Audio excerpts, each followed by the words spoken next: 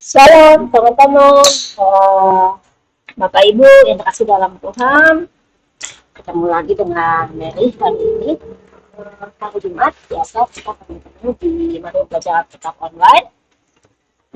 Topik hari ini adalah melanjutkan dari Jumat-Jumat sebelumnya, masih dengan topik kontak Yesus di Bukit, masih dalam satu seri Yesus Laden. Bagian kali ini kita akan membahas tentang hal menghakimi. Kita akan berdoa. Bapa yang Maha Baik, terima kasih atas segala kebaikan dan kemurahan-Mu. Kami berterima kasih atas kebenaran firman yang menolong kami. Berkati kami, Roh Kudus, tolong kami. Saya membagikan kegiatan ini juga teman-teman dan yang mendengarkan. Juga Roh Kudus bekerja dengan mereka dan kami semua. Supaya kami boleh mendapatkan pengetahuan, pemahaman yang utuh dari Engkau saja. Terima kasih Bapa, terima kasih Yesus, terima kasih. Oke. Nah, seperti biasa, sebelum kita masuk, saya akan selalu mengajak Bapak Ibu teman-teman ya, summary-nya dari khotbah Yesus di Bukit itu saya ambil dari kitab Matius 5 sampai 7, pasal 5 dan 7, itu totalnya ada 15 ayat. Dan sampai Jumat kemarin kita sudah sampai ke 8 ayat ke-8 ya, hal kekhawatiran, dan hari ini adalah hal menghakimi. Nah, seperti biasa lagi, saya akan membuat reviewnya tentang apa yang kita pelajari secara ringkas saja. Tentang pertama tuh Tuhan Yesus ngomong soal ucapan bahagia buat orang-orang yang mendapatkan firman Tuhan. Orang-orang yang menerima kebenaran firman, orang-orang yang menerima Yesus sebagai juru selamatnya. Nah, katakan mereka itu orang-orang yang berbahagia karena mereka memiliki kerajaan surga dan mereka mendapat hiburan, mereka memiliki bumi. Jadi mengenal tentang Yesus, menikmati pemeliharaannya dan penjagaannya, tuntunannya, kasih sayangnya itu bukan nanti, tapi sekarang ada yang memiliki bumi, terpuaskan, bisa melihat Allah, dan melihat Allah dalam konteks Allah dengan karya besarnya dan pengaturan Allah. Dan ketika kita boleh mendapatkan merasakan ada pergumulan doa dan Allah menjawab, terkonfirmasi gitu ya, dan kita disebut sebagai anak-anak Allah, kita tempatnya besar di surga. Itu secara ringkas, tapi ada hal-hal lain penting ketika orang-orang ini mereka dikatakan berbahagia, tapi ada hal lain juga yang kita kembali ke embal ucapan bahagia di Jumat yang sebelumnya. Kemudian ada lagi orang-orang yang berbahagia itu, orang yang itu, dia harus menjadi garam yang berguna, gitu ya, menjadi garam yang berguna. Karena ketika kita sudah menerima kebenaran firman, kita harusnya bisa mengajak orang-orang itu bertemu dengan Yesus, mengagumi kehebatannya, keluar biasaannya, otoritasnya, dan kita membuat orang-orang juga boleh menerima berkat Tuhan yang besar itu. Bukan kita, tapi kita buat orang-orang juga yang kita bagikan yang adalah firman Tuhan. Seperti yang kita lakukan saat ini. Kemudian ketiga, perlu dijelaskan bahwa Tuhan Yesus itu bahwa Tuhan Yesus yang ada di PB dengan hukum Taurat yang ada di Perjanjian Lama waktu Musa menerimanya di Gunung Sinai, nah itu merupakan satu kesatuan utuh dan saling melengkapi. Dan waktu hukum Taurat adalah panduan manual utamanya, kemudian datang Yesus di Perjanjian Baru untuk memberikan lagi contoh keteladanan, kemudian Yesus sebagai korban penghapus dosa yang sempurna dari Allah gitu. Sehingga dia dari Tuhan, dari korban Tuhan Yesus di kayu salib, itu memulihkan hubungan manusia juga dengan Allah. Terus kemudian masuk lagi ke bagian memberi sedekah, dan seperti biasa tentang memberi sedekah kita tahu secara umumnya, simpelnya memberi dan memberi, padahal itu sebenarnya kita pelajari hal memberi sedekah di dalam di situ tentang melakukan keadilan, berbagi kepada yang lain, kemudian semangat memberi sedekah adalah kasih itu adalah hidup Allah, juga kejujuran, benar secara etis, dan semuanya itu mendatangkan keselamatan karena kita melakukannya dari ketaatan kepada Tuhan. Jadi dari makna sedekah itu ada melakukan keadilan dengan cara berbagi fisik dan non fisik. Kemudian yang fisik itu termasuk ketika kita senyum dan menyapa, kita membutuhkan waktu, memikirkan tidur, kita memberikan perlindungan ya. Kemudian Tuhan itu sudah bicara tentang di podcast itu tentang hal berdoa. Ternyata hal berdoa ini adalah sesuatu, adalah cara kita untuk berkomunikasi dengan Allah. Dan ketika kita berbicara dengan Allah harus dengan kasih sopan dan tidak bertele-tele, tidak munafik ya. Dan yang penting dari semuanya adalah memuliakan dan mengaku otoritas Allah. Harus datang dari ketulusan hati yang teguh, maksudnya percaya akan firman, terus pada hati pasti ya kita mau ada banyak godaan dan gangguan ketika kita percaya bahagia tadi mau hidup di dalam firman. Kemudian yang kita berdoa adalah komunikasi kepada Allah. Lalu ada lagi berikutnya Tuhan Yesus bilang hal berpuasa, dan ketika berpuasa ini menambah suasananya.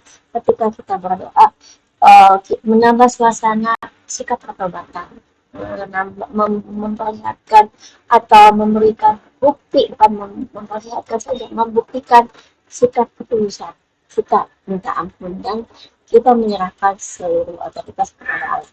Kembali lagi untuk kita dikatakan belum Bapak Ibu bisa lihat di tembok sebelumnya ya. Kemudian Tuhan Yesus ngomong tentang hal mengumpulkan harta.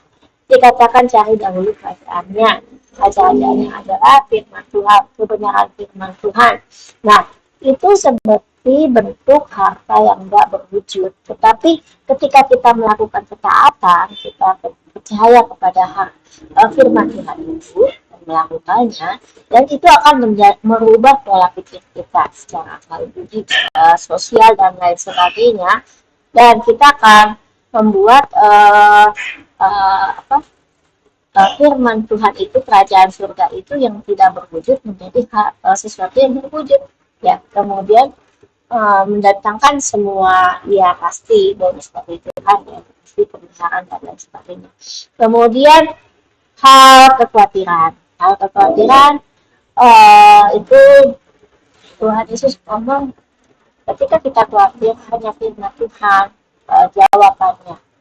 Kita ada firman Tuhan menyatakan dalam hidup orang yang berbahagia itu, maka firman Tuhan itu akan mampu mengatasi kekhawatiran hidupnya dan masalah tubuhnya. Jadi kemarin itu Jumat lalu udah saya membahas tentang sumber kekhawatiran itu karena kita nggak percaya atas perkataan firman, kita nggak percaya tentang tindakan Yesus, kita juga nggak percaya. Banyak orang kita mungkin percaya ya itu kebangkitan Yesus, benar nggak? Kadang-kala kita terkecoh. Oke, kita akan masuk ke berikutnya. Secara summary-nya, ketika Tuhan Yesus khotbah di bukit, Tuhan Yesus Tuhan Yesus yang kita kenal secara pribadi itu adalah firman Allah yang menjadi manusia. Makanya ini saya kasih gambar buku Alkitab. dan juga ada tuntunan Roh Kudus yang dilambangkan seperti burung merpati. Ya. Seperti juga ada lidah sapi. Dan kebenaran firman Tuhan Yesus Kudus diberikan kepada kita sebagai satu mengarahkan, memberikan arahan, juga fondasi kita dasar. Dan dua itu beda dari apa? Bagaimana tadi kita kan melakukan memberikan sedekah, kita berdoa, berpuasa, mengumpulkan harta. Bagaimana kita mengatasi kekhawatiran? Bagaimana ketika kita menghakimi orang-orang sekitar kita? Ini yang kita masuk sekarang. Dan sebenarnya totalnya ada 3 dari total 15 daftar podcast. Jadi sampai dengan video kali ini kita baru masuk di level 1 dan level 2 terakhir di sini di hal menghakimi. Kita akan masuk ya. Apa sih definisi dan bentuk menghakimi? Nah, kalau kita baca ya, saya baca di Hakim 2 ayat 16 dan 18a. Dibilang, maka Tuhan membangkitkan hakim-hakim yang menyelamatkan mereka dari tangan perampok itu. Nah, Tuhan membangkitkan hakim-hakim untuk menyelamatkan orang Israel dari tangan perampok. Hakim dan perampok ya. Terus, setiap kali apabila Tuhan membangkitkan seorang hakim bagi mereka, maka Tuhan menyertai hakim itu menyelamatkan mereka dari tangan musuh mereka selama hakim itu hidup. Jadi hakim itu Tuhan bangkitkan, Tuhan tunjuk, Tuhan adakan untuk memimpin orang-orang Israel dari kelompok-kelompok bangsa-bangsa sekitar, bangsa-bangsa yang menyerang, bangsa-bangsa yang ingin menindas gitu orang-orang Israel.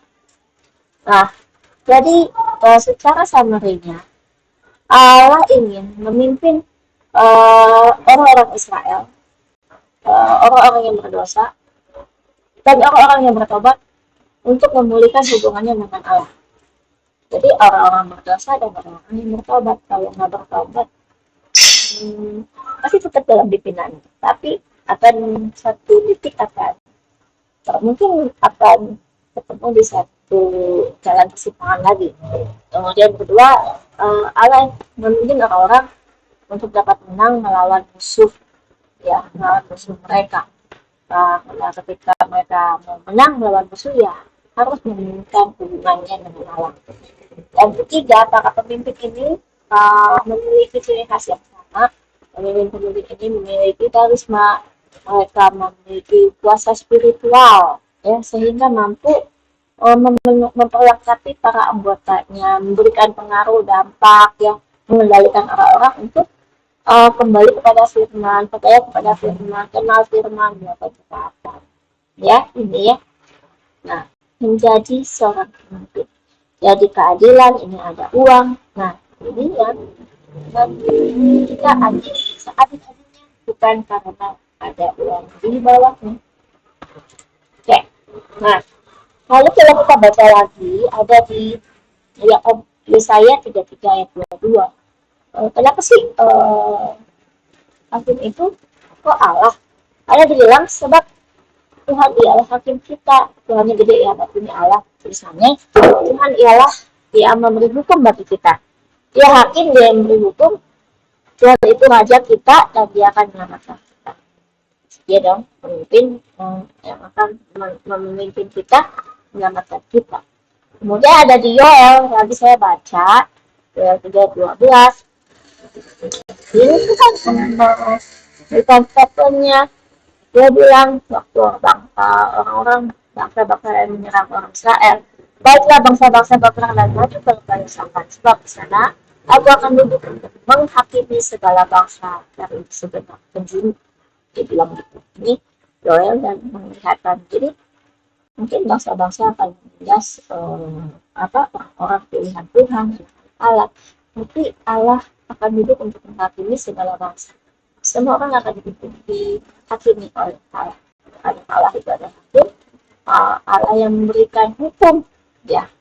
Nah, di Yakobus 4 ayat 12 kalau tadi sebelumnya adalah perjanjian lama, di Yesaya dan Yoel. Kita lihat di Yakobus 4 ayat 12 dibilang di perjanjian baru itu hanya ada satu pembuat hukum dan hakim. Kesesuaiannya dengan Yesaya 33 ayat 2 dibilang, yaitu dia yang berkuasa menyelamatkan dan membinasakan. Jadi yang namanya kategori pembuat hukum dan hakim haruslah dia yang berkuasa menyelamatkan dan membinasakan, tetapi siapakah kau sehingga kau mau menghakimi sesama manusia? Jadi sebenarnya ketika pada manusia di bumi ini ditunjuk oleh Allah itu hanya sebagai perwakilannya, tetapi adalah Allah sendiri yang menjadi hakim, karena kriteria seorang hakim. Nah, menurut standar Allah kebenaran dan Allah dan dia adalah hukum, dan sehingga dia menjadi hakim karena dia berkuasa menyelamatkan dan membinasakan. Nah, tentang hal menghakimi kita akan masuk.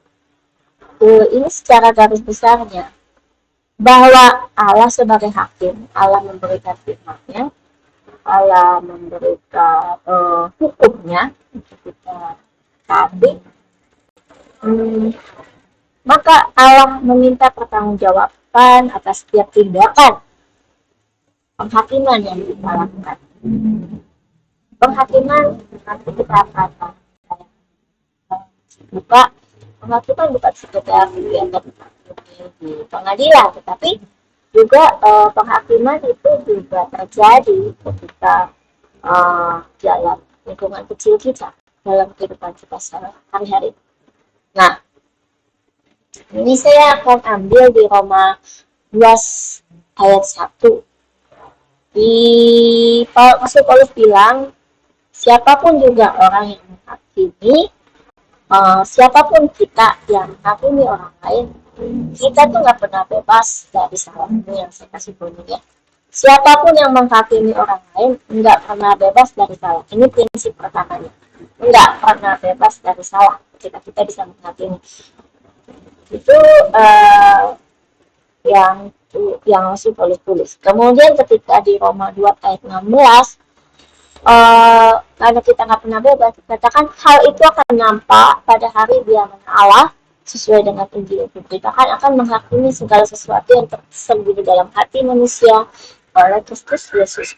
Jadi Kristus Yesus, Tuhan Yesus, kebenaran firman itu seperti hukum yang kita baca, kita pelajari, kita simpan dalam pikiran kita ingat dan kita rasakan dan kita melakukannya, dan itu tertanam, tersimpan dalam hati, dan itu yang menjadi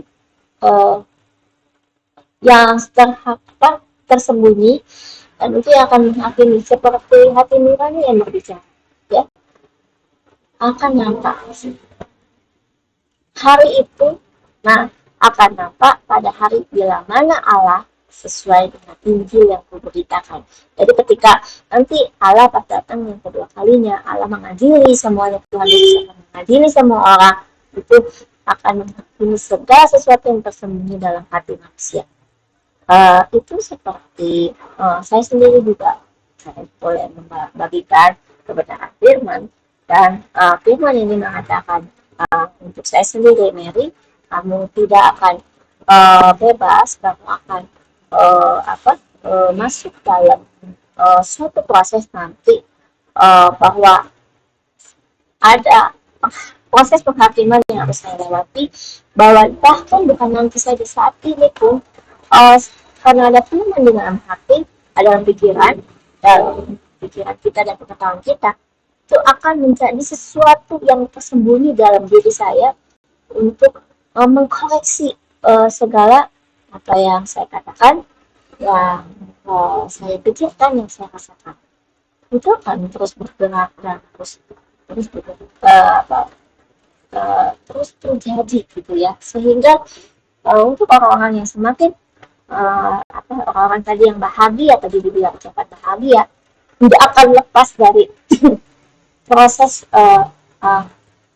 menghakimi ini, proses firman Tuhan yang menghakimi dalam hati, sehingga kita nggak akan pernah bisa lepas dan bebas, atau dengan enaknya kita membaca firman, dengan enaknya kita belajar firman, dan semakin lama kita pelajari, semakin kita tahu, otomatis pengetahuan itu akan menghakimi. Oh, kita akan mengkoreksi. Oh, ini ada yang salah. Oh, itu harus saya perbaiki. Dan jika tidak, ada Roh Kudus tadi kan yang dibilang menolong membimbing kita akan membuat uh, apa? Kita akan hidup dalam kepekaan dalam mimpinya. Keren banget ya tuh di situ.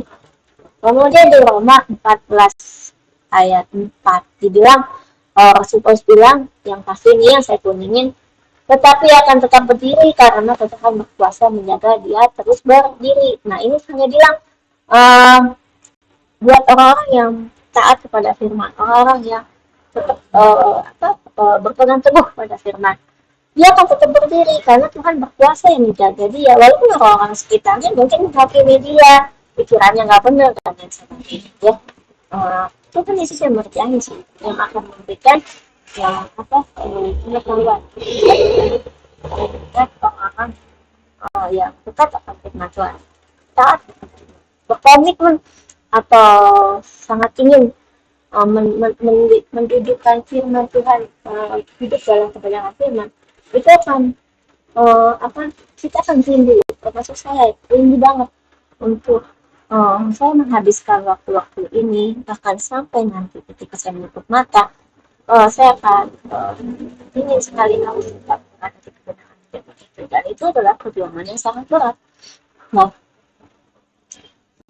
dan di Roma 14 ayat 10 dan 13 dan ayat 4-nya diambil yang ini yang saya itemin, sebab kita semua harus menghadap tahta pengadilan Allah.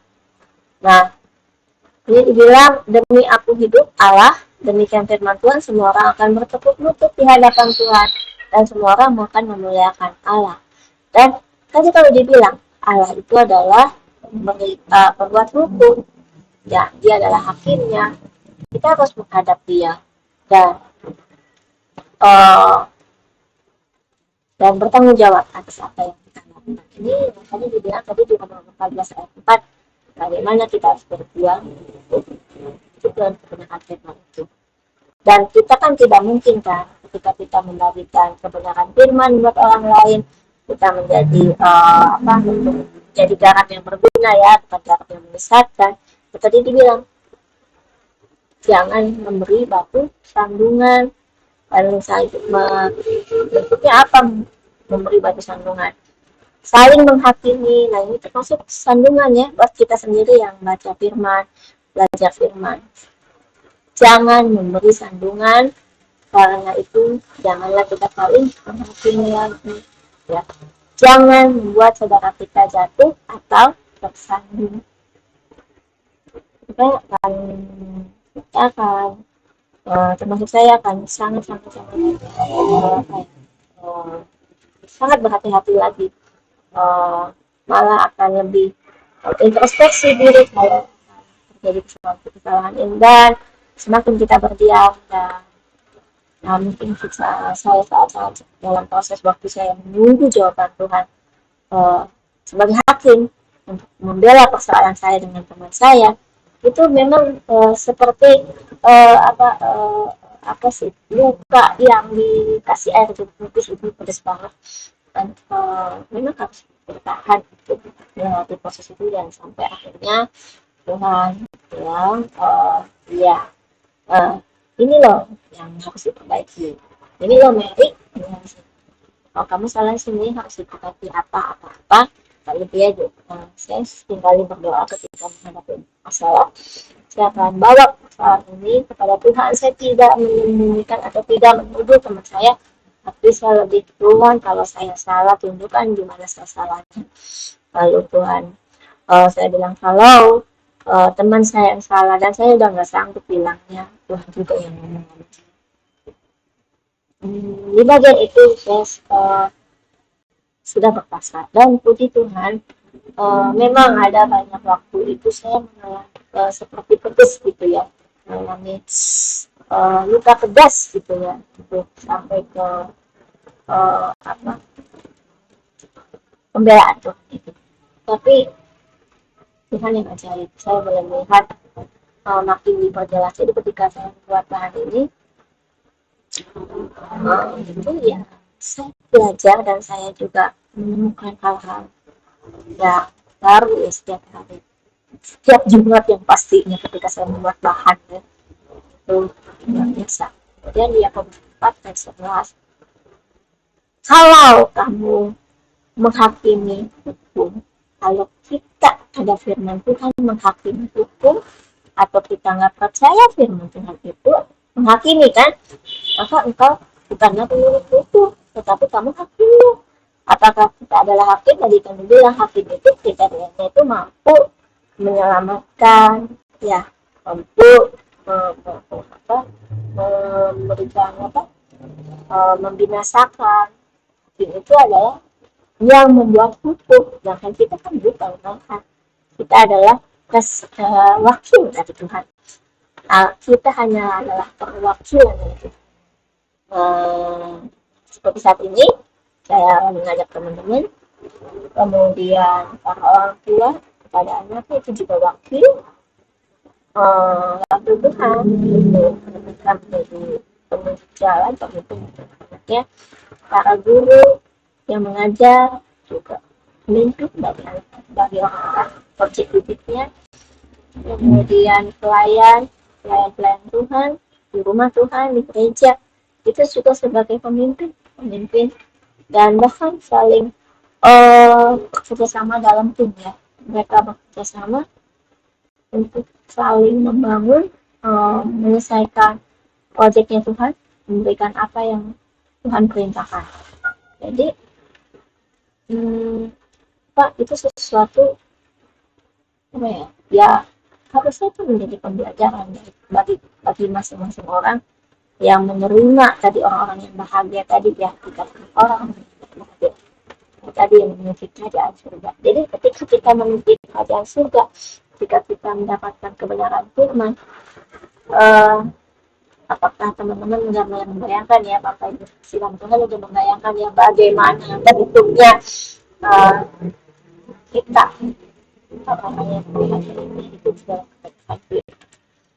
Nah, lalu ini saya mau kasih tahu tentang dasar menghakimi itu, kebenaran Alkitab. Kan balik lagi tadi adalah itu adalah pembuat hukum, pemberi hukum, dan dia adalah hakimnya. Nah, dan di Lukas 6 ayat 37 sampai 42, dari secara keseluruhan total yang ini, dan ini saya bandingkan dengan Matius 7 ayat 15 tentang jangan kamu menghakimi, maka kamu pun tidak akan dihakimi. Karena setiap penghakiman yang kita lakukan, pasti kita membuat satu takaran, ukuran, dan ukuran takaran itu yang kita gunakan buat orang lain, ukuran dan takaran itu juga akan dipakai buat kita, kepada kita. Dan dibilang jangan menghukum, maka kamu nggak dihukum. Ketika kamu mengampuni, maka kamu akan diampuni. Luar biasa ya. Jadi tulisnya yang bilang, takaran apa sih? Berilah dan kamu akan diberi satu takaran yang baik, dipadatkan, dikerjakan, dan yang tumpah keluar akan dicurahkan ke dalam timah kamu. Apa ini? Kebenaran firman Tuhan. Cara kita berpikir, cara kita memahami firman. Lalu sebatas mana, sejauh mana, sedalam mana kita mau melakukan ketaatan firman. Sebab ukuran yang kamu pakai untuk mengukur akan diukurkan kepadamu. Dan sampai pada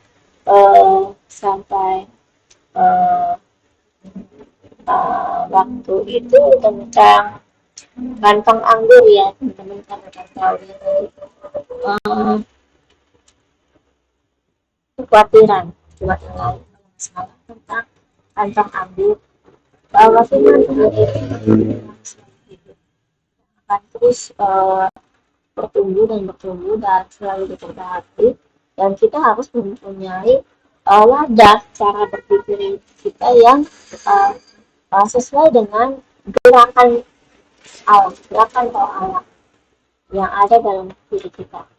Jadi ketika kita baca firman, kita mengenal firman, kita punya pendekatan firman, itu Roh Kudus jalan gitu, bergerak gitu. Jadi bukan gerakan Roh Kudus itu mungkin ada mirip seperti gerakan emosi kita, bukan. Itu hal yang berbeda. Ketika orang bergerak, misalnya saja ya melakukan pelayanan suatu gereja, tapi karena emosi sesaat bahwa saya cinta Yesus, saya ingin memberikan terbaik untuk Yesus, tapi dari emosinya sesaat,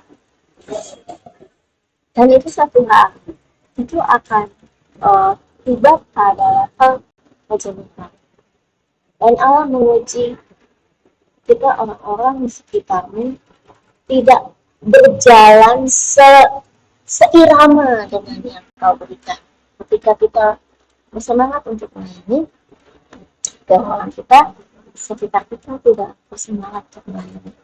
Dan karena kita memulainya pelayanan itu karena dan itu akan sangat mengalahkan di suatu titik, itu akan mengalahkan. Dan itulah dibilang sebab ukuran yang kamu pakai untuk mengukur akan diukurkan kepadamu. Tapi ketika kita baca firman, kita melakukan pelayanan dan menempatkan diri kita sebagai personal yang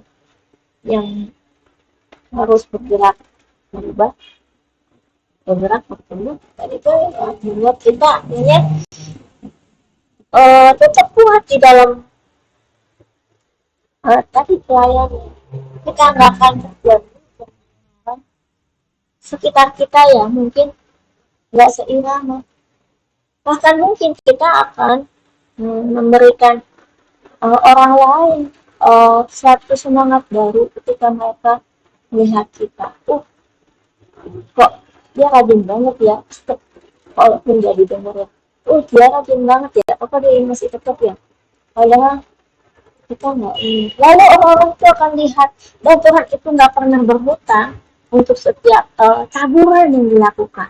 Ada firman-Nya, kata Tuhan tidak berhutang, dan Dia Allah itu akan memberikan semua hal yang manis, yang paling baik, dan apa-apa yang itu ya, yang tidak pernah kita pikirkan, dan itu diberikan kepadamu. Dan ketika hari itu tiba, orang sekitar kita akan percaya, dia bisa ya, wah luar biasa ya, gitu. Itu yang Tuhan siapkan buat orang yang setia melakukan pekerjaannya.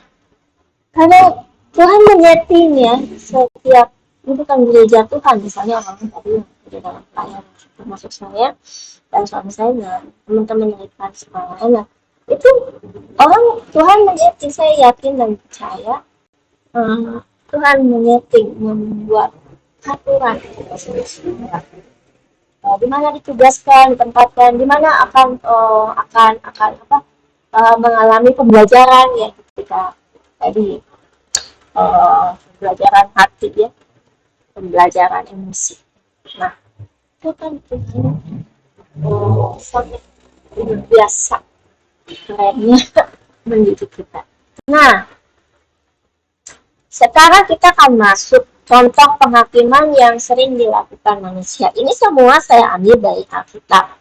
Dan kita udah biasa penghakiman secara general, kita tahu ada di pengadilan hakim, ada jaksa, ada ya pembela, ada terdakwa. Tidak seperti itu, hakim atau tapi yang sekarang saya mau bawa ini penghakiman yang mungkin tidak tersadari. Ini tentang di Keluaran 40 ayat 16 sampai dengan 23. Itu saya cuplik, ada orang-orang Israel yang bersungut-sungut kepada Musa, katanya nih yang saya kasih merah. Mereka menuduh Musa itu ingin membawa mereka keluar untuk membunuh seluruh jemaatnya, seluruh orang Israel dengan kelaparan. Padahal dan mereka dengan tidak ininya ya, dengan tidak malu ya, saya boleh pakai kalimat itu, dia bilang eh nggak apa-apa deh katanya kalau kami mati tadinya di tanah Mesir oleh tangan Tuhan. Sampai ngomong gitu kemarin dia minta tolong ya. Tapi dia bilang apa? Gak apa-apa deh ketika kita mati tangan Mesir oleh tangan Tuhan, ketika kami duduk menghadapi kuali berisi daging dan makanan roti sampai kenyang. Nah, padahal ketika orang Mesir itu menambah beban disuruh kerja 2 kali lipat ya, tapi kerjaannya makin diberatin ya.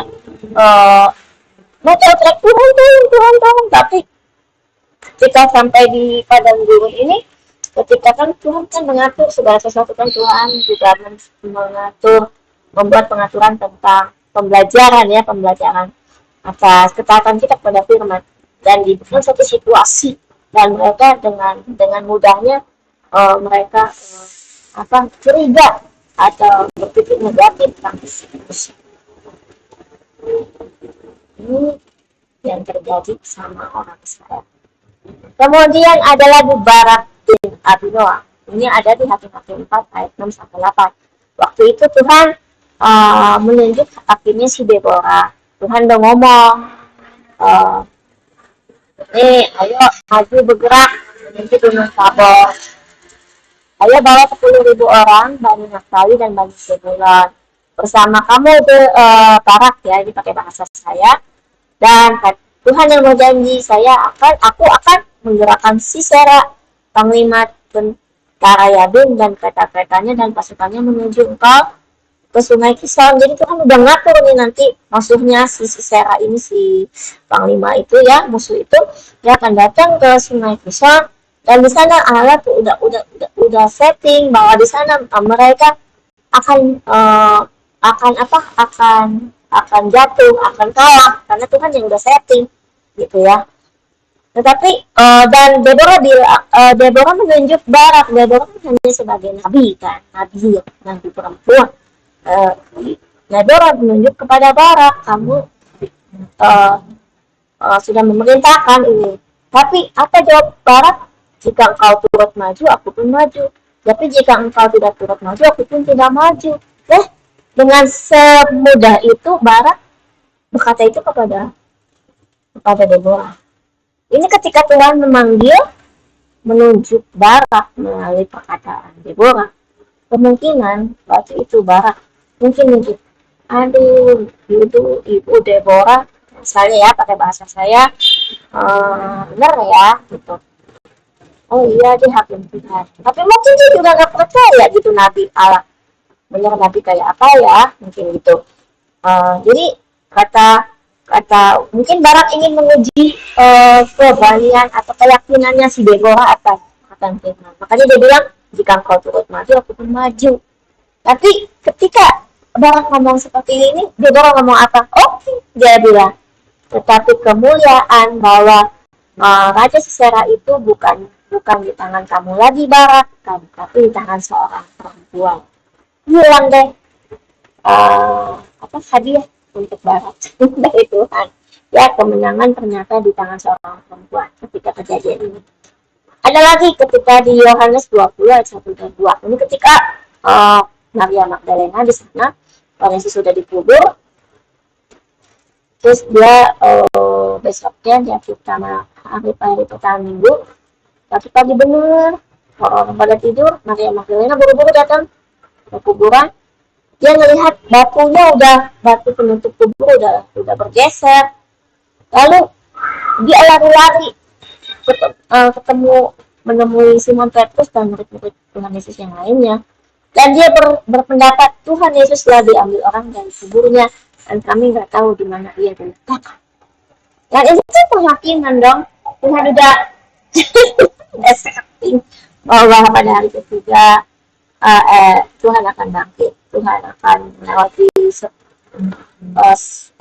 proses penyiksaan dan sebagainya. Kemudian Tuhan Yesus akan disalib dan itu tidak akan bangkit. Tetapi ini Maria Magdalena ketika melihat batu yang bergeser, penutup batu kubur yang udah bergeser, wah kayaknya Tuhan Yesus dicuri orang deh, katanya gitu. Itu kan ada dari preferensi dari Maria Magdalena.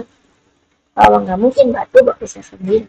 Dan ini adalah penghakiman ketika itu Maria Magdalena bicara ini bahwa fondasinya atas firman Tuhan belum lengkap atau tidak sempurna. Dengan demikian, ini menjadi pembelajaran buat kita. Ketika sesuatu terjadi, kita tetap harus bertanya, apa ini Tuhan? Kenapa ini bisa terjadi Tuhan? Apa yang menjadi rencanamu Tuhan? Gitu ya. Jadi kita nggak gampang untuk membuat suatu statement Tuhan telah diambil orang. Lalu ada lagi Ananias, ini juga sama. Ananias ini adalah seorang utusan Tuhan atau orang yang mengandalkan Tuhan, dan dia suka berdoa, dan dia mendapat penglihatan. Bahkan Tuhan yang suruh loh, dia pergi, kamu Ananias ke jalan lurus, cari di rumahnya Yudas seorang dari Tarsus yang namanya Saulus gitu. Tapi Ananias segera menjawab. Tapi walaupun demikian Ananias tetap melakukannya. Tapi dalam di dalam doa komunikasi Ananias dengan Tuhan, Ananias ngomong sama Tuhan, Tuhan, aku udah banyak orang mendengar tentang si Saulus itu, dia tuh jahat banget gitu sama orang-orang yang percaya sama kebenaran firman. Terus Saulus itu pakai kuasanya imam-imam kepala loh, mau nangkap semua orang Kristen. Tapi ini dalam pembicaraan memang Ananias khawatir, Ananias pikir apa Tuhan Yesus lupa ya firman. Tapi sekali lagi, ketika pembicaraan ini terjadi, ini kan adalah preferensi pengetahuan ya, Ananias tahu saat itu, tetapi Ananias tidak tahu atau belum mungkin rencana Tuhan atas Paulus gitu loh. Ada banyak hal ya, tapi Tuhan tetap mengampuni ya, sabar sama Ananias disuruh tapi masih gini, okay, gitu loh.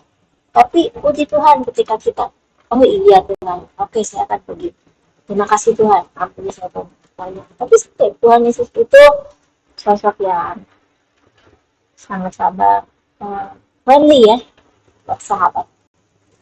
Tapi juga tidak harus sopan. Kemudian ada Ayub 27 ayat 1 dan 5. Di Ayub 27 ini, Ayub bilang bahwa sampai binasa aku tetap mempertahankan bahwa dia nggak bersalah. Dalam perkataan Ayub ini, bahwa dia tidak bersalah. Karena selama hidupnya dia mendengarkan firman, dia nggak pernah ngata-ngatain Tuhan, dia percaya sama firman Tuhan, dia mengajarkan hidupnya sama Tuhan. Tapi dia nggak tahu apa yang menjadi kesalahannya. Nah ini kita dapat di bagian depannya, maka Ayub melanjutkan uraian. Dia bilang gini, demi Allah yang hidup, yang tidak memberi keadilan kepadaku. Ini kan berarti mulai menuduh kan, demi Allah yang hidup, yang tidak memberi keadilan kepadaku. Demi yang maha kuasa, yang memedikan hatiku. Mungkin ya ini adalah sekali lagi Tuhan itu sangat baik ya. Dia Ayub mulai tergoda di tengah penderitaannya. Demi Allah yang hidup, yang tidak memberi keadilan, demi yang maha kuasa, yang memedikan hatiku.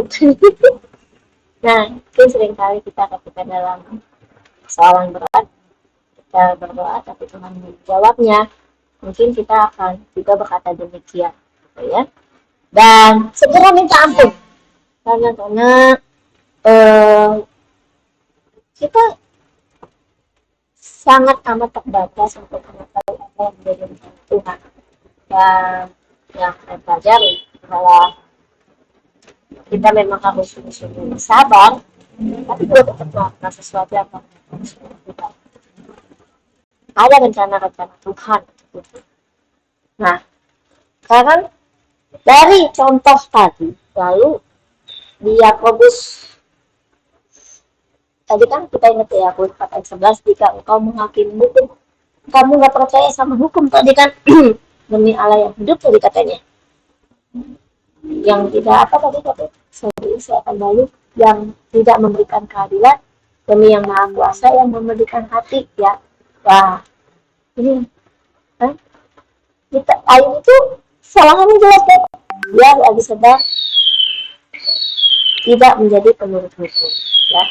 Pertama, mencari pembenaran diri, menyembunyikan diri dari kesalahan. Kedua, dia menciptakan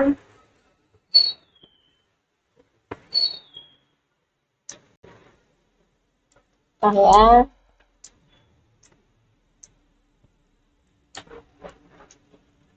Kita oke, mencari pembenaran diri. Dan mencari pembenaran diri sebenarnya alibinya adalah menyembunyikan diri dari kesalahan. Lalu kedua, uh, lalu kedua adalah kita menciptakan kompensasi bagi diri kita sendiri. Jadi mencari pembenaran, terus kita mencari kompensasi bagi diri kita sendiri atas semua hal kebaikan, ketaatan yang sudah menurut kita sudah kita lakukan. Menurut kita, tapi ternyata Tuhan bilang belum. Ketiga, egois, kita untuk kepentingan kita sendiri. 4, tidak memiliki dasar kebenaran itu.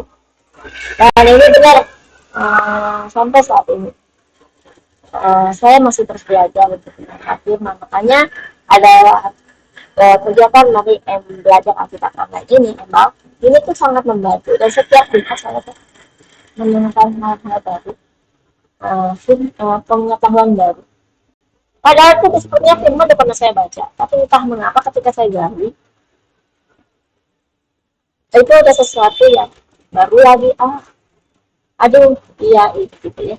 Jadi saya merasa rada telat ya.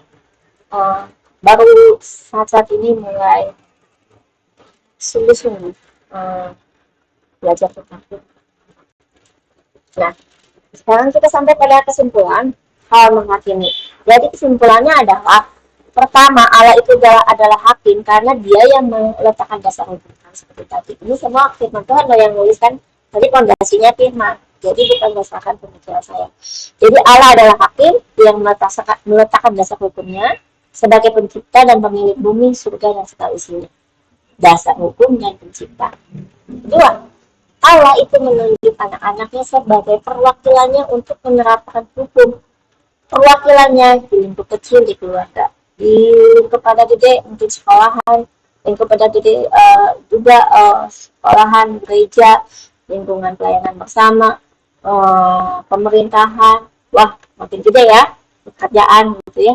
Jadi Tuhan itu menunjuk anak-anaknya sebagai perwakilannya untuk menerapkan hukum. 3, Allah menunjuk pertanggungjawaban buat semua perwakilannya, termasuk saya, termasuk Bapak Ibu yang mungkin sudah Tuhan tunjuk ya, sudah menjadi wakilnya ya. Itu 4, dan kita semua anak-anaknya wajib mematuhi dan menghormati hukum yang telah ditetapkan. Dan ini adalah ayat dari topik Al-Makatuni. Minggu depan, Jumat depan, kita akan ketemu lagi masih khotbah Yesus di Bukit bagian 10 tentang hal yang kudus dan berharga. Terima kasih buat Bapak Ibu, teman-teman yang telah mendengarkan kegiatan ini. Bahkan kita sama-sama semakin menyenangkan hati Tuhan, dan kita sama-sama bisa menerapkan kebenaran firman. Kita boleh sama-sama jadi pemenang hidup dalam ketaatan, kudusan, kebenaran firman. Kita berdoa. Bapak yang Maha Baik, terima kasih kami sudah selesai untuk kegiatan ini. Ya kan Roh Kudus yang beracara bekerja untuk kegiatan mari belajar Alkitab online ini, Tuhan berkati teman-teman, Bapak Ibu, juga saya sendiri, dan kami diperlengkapi dan Roh Kudus menolong kami, mengingatkan kami bahwa ada banyak hal yang harus kami kerjakan sebagai anak-anakmu. Dan ada banyak apa, waktu atau yang harus ada banyak, kami harus menghargai kesempatan yang kau berikan. Dan biarkan menggunakan kesempatan itu. Terima kasih Papa, terima kasih Coach, terima kasih Pak. Haleluya. Oke, teman-teman, sampai jumpa di depan.